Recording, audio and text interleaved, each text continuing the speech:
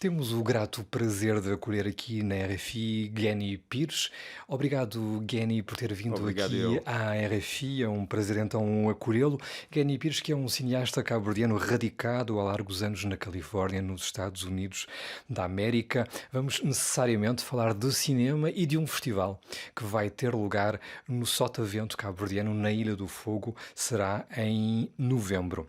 Portanto, de 8 a 12 de novembro de 2022, com uma abertura solene na véspera na ilha vizinha de Santiago, portanto, na capital, na cidade da Praia.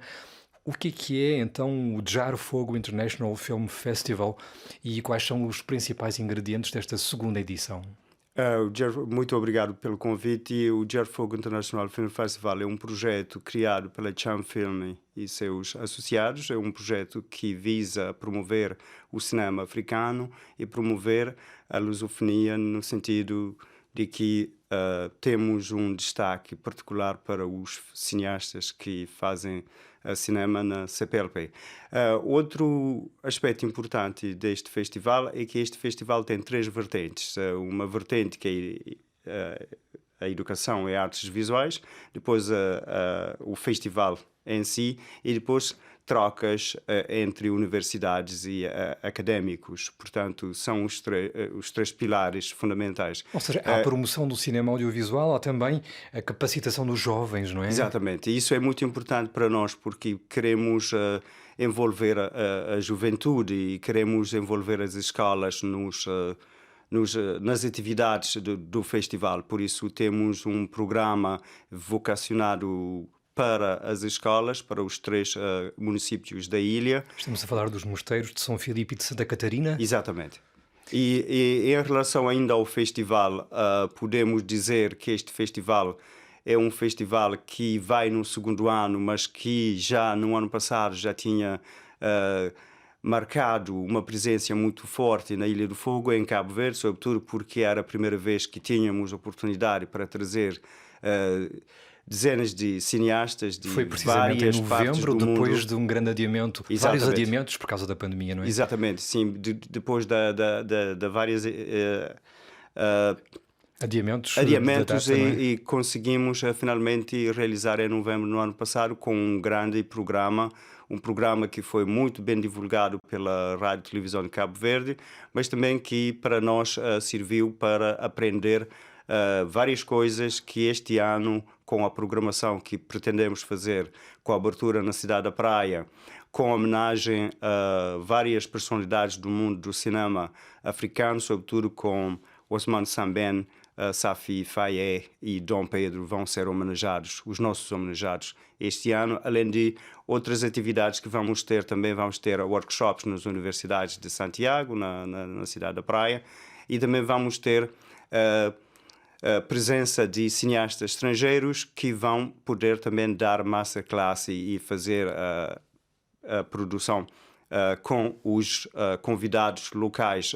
sobretudo nas escolas. Vamos ter oportunidade para mostrar o que é que foi feito no ano passado em termos do que conseguimos gravar e fazer a apresentação dos filmes, dos pequenos documentários sobre os aspectos mais importantes da história e da cultura da Ilha do Fogo. Além disso, também vamos ter intercâmbios com várias localidades onde se faz a cultura. Vamos ter grupos tradicionais da ilha. No ano passado já tínhamos grupos tradicionais da ilha, mas também tínhamos convidados da Ilha de Santiago. Este ano também vamos ter convidados de Santiago e estamos a pensar também a ter este ano personalidades ligadas à música e à animação cultural da Ilha da Brava, que é uma ilha vizinha que, neste sentido, E uma também das mais remotas, das mais isoladas também de do Cabo arquipélago Verde. de Cabo Verde. É Como a isso. Ilha de Santo Antão são as únicas que não têm ligações aéreas diretas, não é? Exato. E então, falou em masterclasses, não é? Como é que é possível então articular os talentos com os valores locais? Eu sei que a ideia era de alguma forma também precisamente fazer com que os habitantes da Ilha do Fogo pudessem ter acesso ao cinema, à produção cinematográfica. Como é que isto funcionou na primeira edição, por exemplo? Na primeira edição tínhamos as atividades de masterclass e produção como é que se faz filmes na Casa das Bandeiras. Tínhamos reunido com os cineastas e com o público. Este ano vamos fazer um pouco diferente. Vamos fazer deslocar os nossos convidados, os cineastas que vão dar esta formação, vão ter com a população.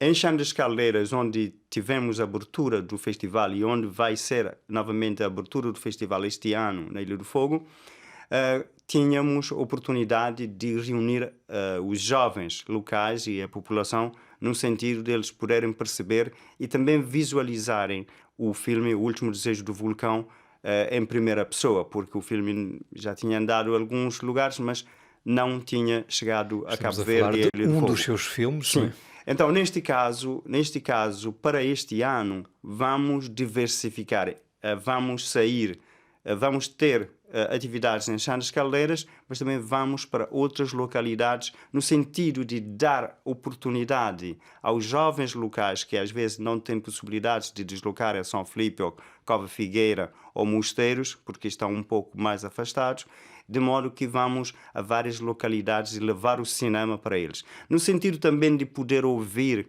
as histórias das pessoas e poder gravar e poder dar oportunidade aos cineastas de ter uma forma mais prática e mais agradável de poder ter informação sobre a ilha e sobre o aspecto cultural e histórico da ilha, até porque, como sabemos, a Ilha do Fogo é parte da biosfera da Unesco, é uma parte muito importante de Cabo Verde, além do vulcão, que também é uma forma muito inspiradora para qualquer cineasta.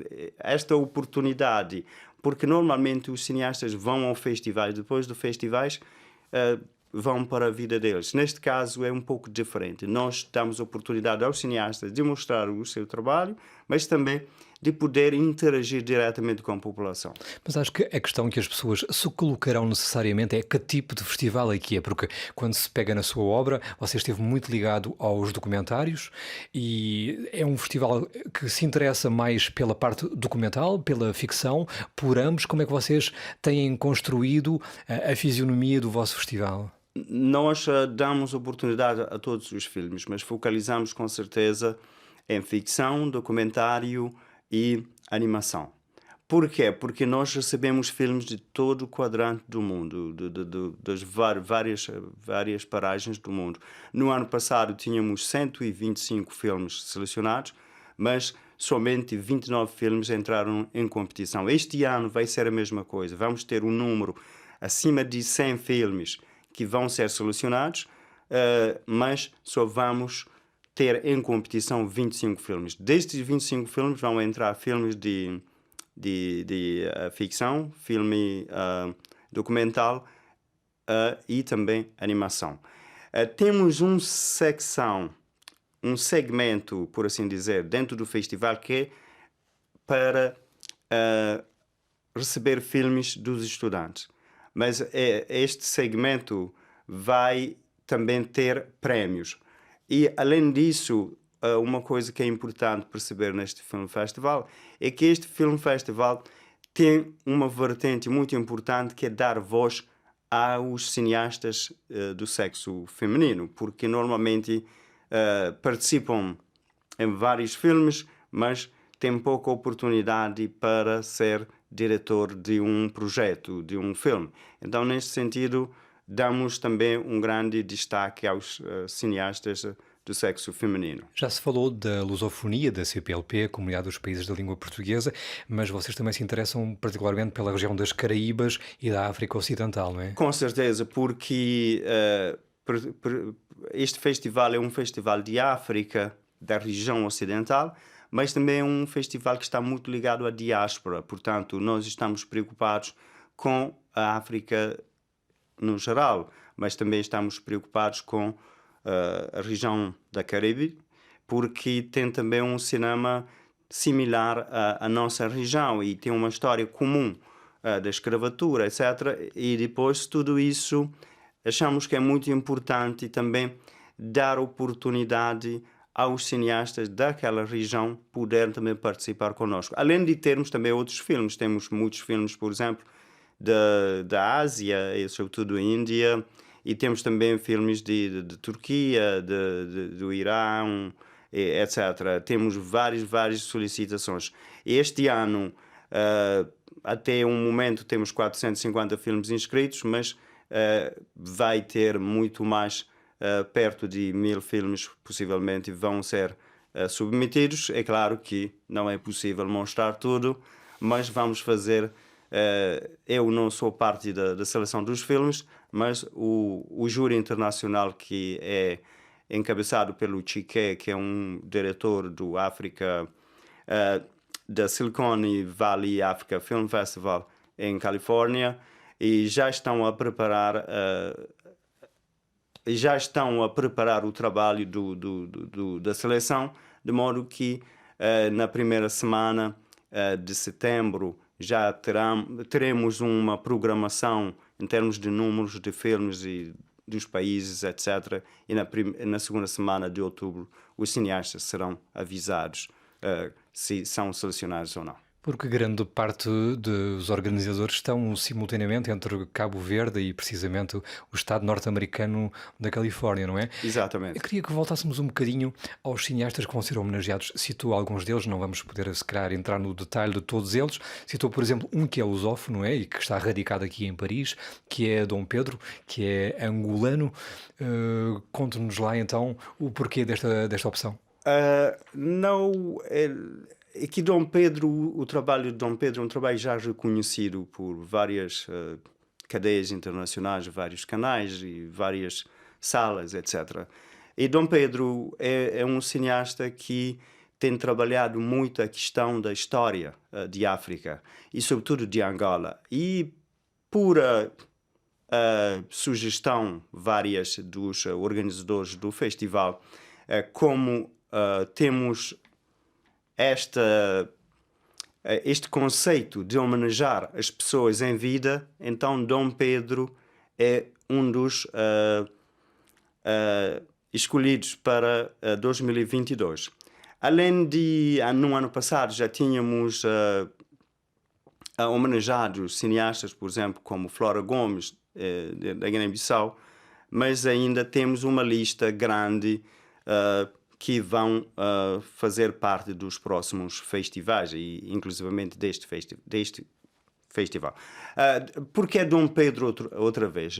Dom Pedro, por ser uma pessoa também que tem dedicado a vida inteira em fazer um cinema sério, um cinema que vai de encontro às necessidades da sociedade. É um cinema que o cinema do Dom Pedro é um cinema focalizado nos valores culturais, nos valores da história.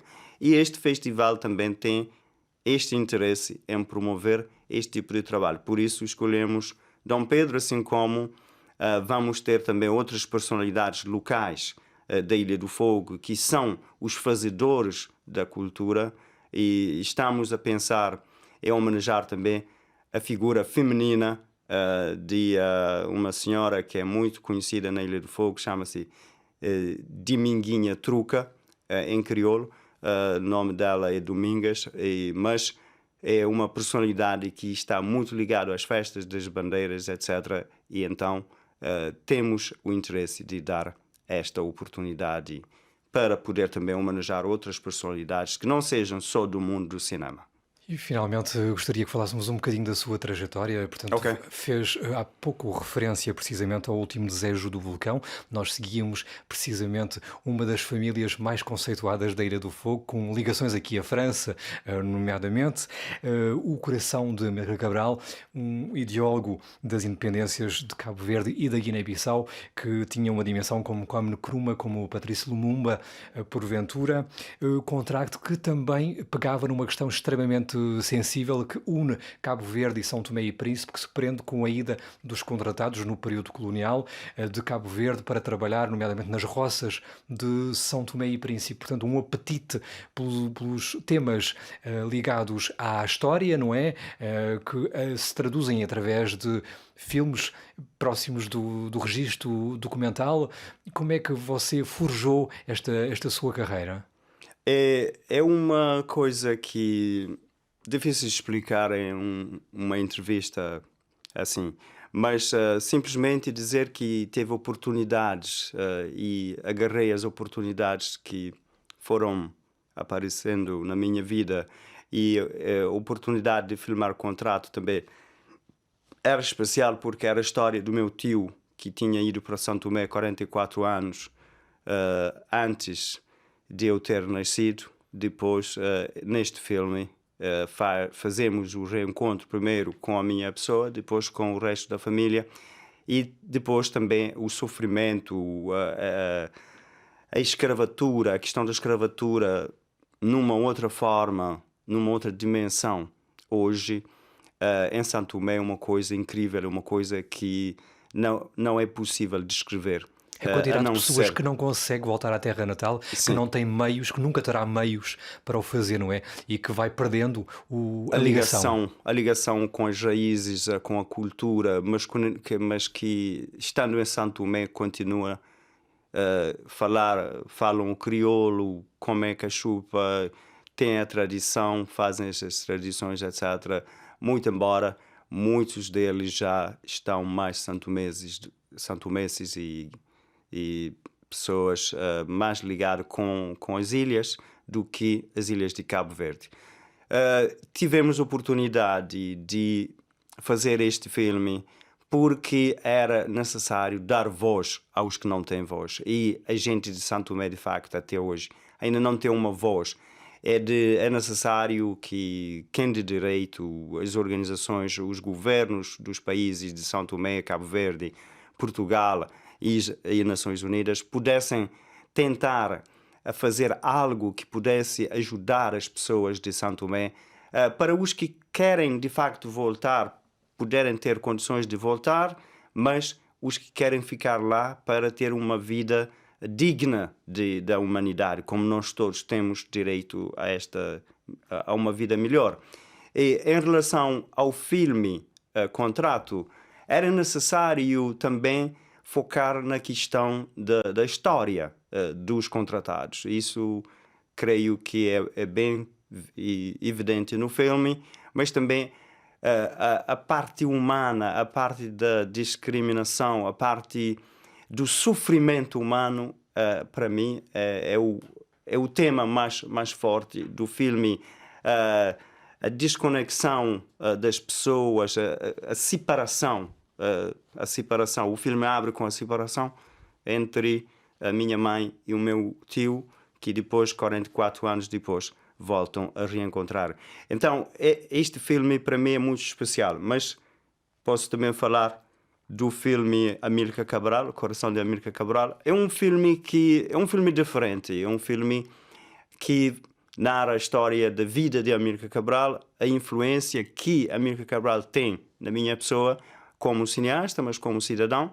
Com E depoimentos de viúva, da filha, mas também de muitos estudiosos, de muitos pessoas estudiosos e personalidades. que conviveram com ele, não é? Exatamente, e personalidades cabo-verdianas, mas personalidades que têm vindo a estudar Amílcar Cabral por muitos anos, professores universitários, etc. E este filme é um filme muito, muito poético, por assim dizer. E o último filme que fiz, O Último Desejo do Vulcão, este é um filme de ficção, corre um pouco da linha narrativa, documentário e ficção misturada, porque também queria autenticidade, queria mostrar a família Montron, que tem origem aqui em França, mas também que tem um poder de memórias e que está ligado com o vulcão por causa da vida, da agricultura, da forma como se faz a cultura e a história local. Neste filme tentamos em 25 minutos mostrar que é de facto muito importante o valor das memórias, o valor das pessoas e, sobretudo, é importante gravar o que temos. Então, Michel, que é um jovem de 9 anos, e recebe uma câmera 8mm do avô, e a avó diz para ele para contar a história da aldeia e poder partilhar a história da aldeia com o mundo. Este é um conceito universal. Este tipo de história é universal. Todos nós nascemos num sítio e transformamos, viajamos, etc. Mas temos sempre ligações com as origens. Então, este é o filme. Perfeito. Então, no mês de novembro, todos os caminhos do cinema vão dar à Ilha do Fogo para a segunda edição do Dejar Fogo International Film Festival. Guény Pires, muito obrigado pela sua presença aqui na RFI. Bem-aja. Obrigado.